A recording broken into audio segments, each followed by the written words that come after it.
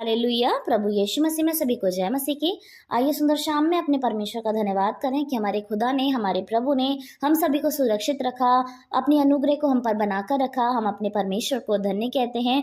हमारे परमेश्वर ने सुबह हमें उठाया, दिन भर के कार्य में हमारी सहायता मदद करी।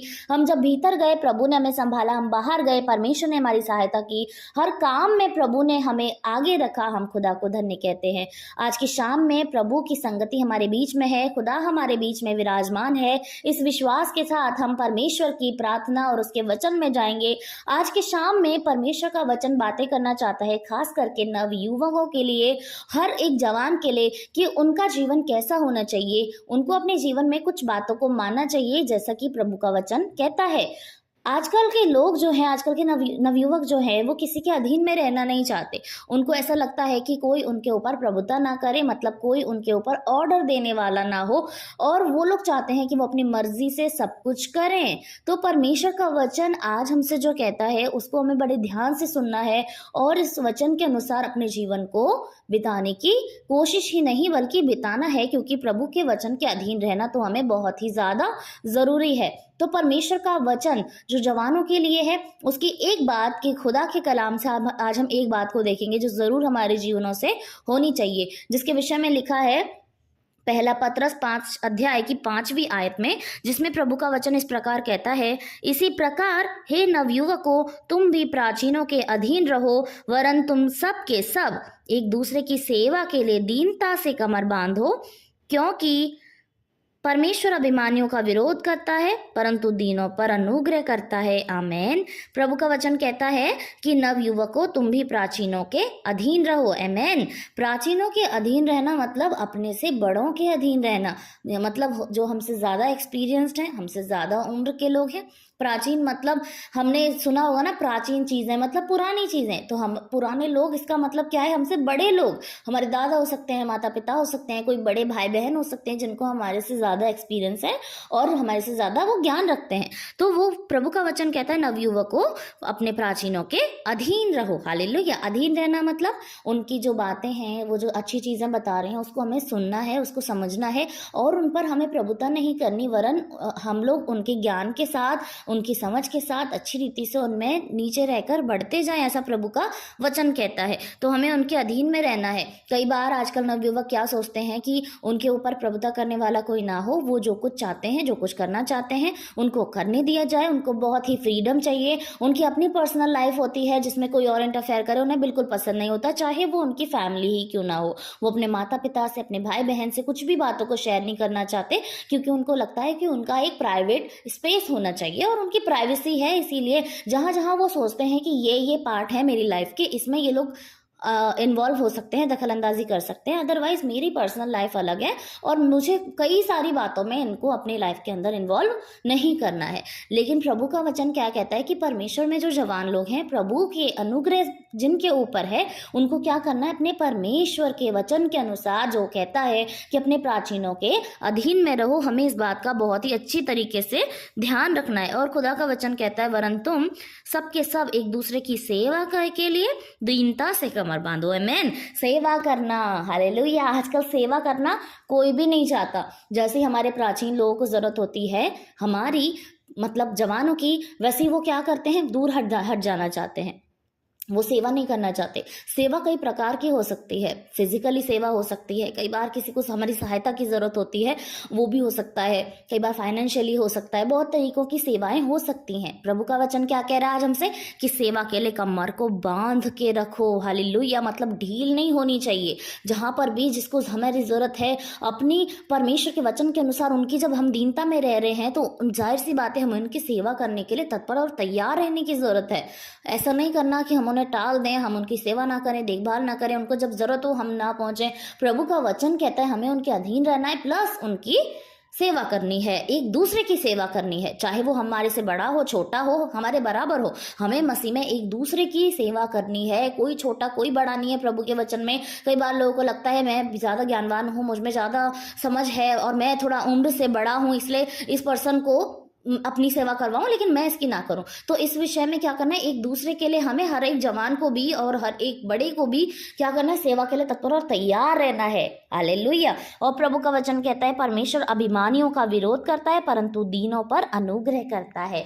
अभिमानियों का विरोध करने वाला वो खुदा है जो ना ही अपने प्राचीनों के अधीन में रहना चाहते हैं और ना ही एक दूसरे की सेवा करना चाहते हैं, सहायता करना चाहते हैं। जब हम ऐसे काम करेंगे तभी तो परमेश्वर के फल, परमेश्वर के काम हमारे जीवनों से प्रकट होंगे। और जब हम ऐसा नहीं कर रहे हैं, इसका मतलब हमारे अंदर अभिमान है, मैं हूँ, ये मैं हूँ वाली बात हमारे अंदर है। ईगोइस्टिक पर्सन है हम लोग, अहंकारी पर्सन है हम लोग। और जहाँ पर भी ये चीज़ें हैं वहाँ परमेश्वर जाहिर सी बात है और पक्का है कि मनुष्य का विरोध करेगा, क्योंकि वो हर गलत बात का विरोध करने वाला प्रभु है और वो सच्चा परमेश्वर है।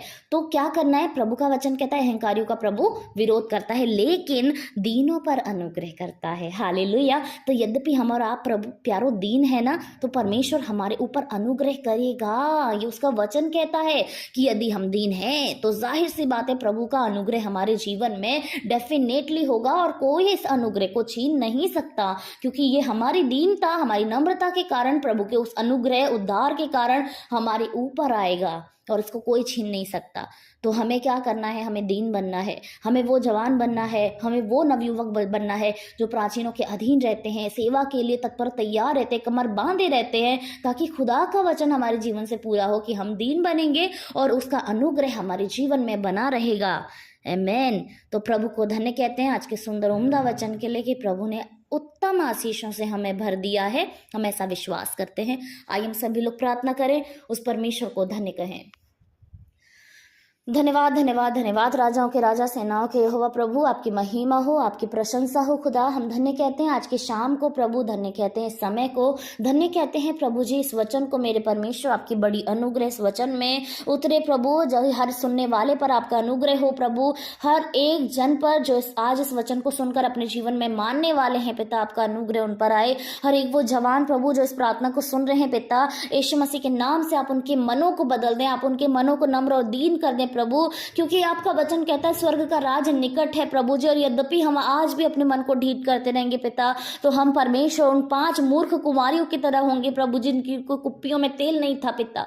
इस वचन के अनुसार प्रभु यीशु मसीह आप हमारी कुप्पियों को भर दें मेरे परमेश्वर। आप ऐसा मन दें प्रभु प्रत्येक जन को खुदावंत, की लोग प्रभु इस वचन को सुनकर, इसको समझकर, इसको अपने हृदय में रखने वाले हो सकते, अपने व्यवहार में उतारने वाले हो सके पिता। आज की शाम में प्रभु हर जवान प्रभु आपके नाम से प्रभु अनॉइंटेड होने पाए मेरे प्रभु, आपकी बड़ी आशीष, बड़ी सामर्थ उसके ऊपर उतरने पाए मेरे पिता, कि वो अपने से प्राचीनों के अधीन में रहना सीखे, उनकी इज्जत रिस्पेक्ट करना सीखे प्रभु। यीशु मसीह के नाम से वो सेवा करने के लिए तत्पर तैयार हो जाए पिता। आप ऐसा अनुग्रह न दें खुदा, ऐसा मन न दें मेरे परमेश्वर, कि आप में रहकर प्रभु जी बड़ी ही उत्तम आशीषों को पाने की योग्य हो सके प्रभु, क्योंकि आपका वचन कहता है दीनता के ऊपर प्रभु अनुग्रह करता है, ये अनुग्रह पाने की योग्य हो सके प्रभु। हम ऐसा प्रार्थना करते हैं मेरे प्रभु जी। हम प्रार्थना करते हैं आज की शाम में प्रभु प्रत्येक जन को आपके सम्मुख लेकर आते हैं खुदावन, आपका बड़ा अनुग्रह, आपकी बड़ी आशीष उन पर उतरे मेरे प्रभु। आप में रहकर परमेश्वर प्रभु जब वो इस संसार में अपने जीवन को जी रहे हैं पिता, तो हर एक कमी घटी, हर एक बीमारी, हर एक दुर्बलता, हर एक कमजोरी यीशु मसीह के नाम से उनके जीवन से निकल जाए प्रभु। आपकी आत्मिक शांति, आपकी आत्मिक बल प्रभु, आपकी आत्मिक ताकत उनके जीवन में प्रवेश करे प्रभु, और वो आनंद के साथ प्रभु की महिमा करने पाए प्रभु। हर एक घुटना, हर एक जुबान, हर एक मन जो इस समय आपके सम्मुख उपस्थित है, और हर एक वो सर जो आपके सामने में झुका हुआ है प्रभु, आज तेरे नाम से बड़ा ही अनुग्रह पाए पिता। आज तेरी आत्मा की सामर्थ्य के लिए हम मांगना चाहते हैं प्रभु, कि आप सभी को दीन करें, आप सभी को नम्र करें प्रभु, ताकि हम अहंकारी ना हो सके खुदा कि आप हमारे विरोध में हो जाएं, वरन हम नम्र और दीन ही हो सके प्रभु, कि आपका अनुग्रह हमारे ऊपर उतर आए मेरे परमेश्वर। आप अनुग्रह करें खुदा, हर एक मन, हर एक घुटना, हर एक जुबान जो इस समय आपके सम्मुख मौजूद है, हर एक वो मन प्रभु जो आपके सामने टूटा है प्रभु, आप उसको जोड़ें खुदा, आप उसको स्वीकार करें खुदावन। हर एक जुबान जो आपका अंगीकार करे प्रभु, आपकी बड़ा अनुग्रह उन पर उतरे मेरे प्रभु जी। आपके बच्चे इस समय आपसे जो कुछ मांग रहे हैं प्रभु यीशु मसीह के नाम से आज आप उनके लिए पूरा करें खुदा, कि आपके स्वर्ग में प्रभु जय जयकार के साथ आपके धन्यवाद की गूंज उठे परमेश्वर प्रभु। हम आपको धन्यवाद करते हैं पिता, धन्यवाद करते हैं, धन्यवाद प्रभु आपकी सुंदर उपस्थिति के लिए, धन्यवाद प्रभु। हम विश्वास करते हैं आपकी उपस्थिति ने आज हर एक जन को छू लिया है प्रभु, हम विश्वास करते हैं प्रभु।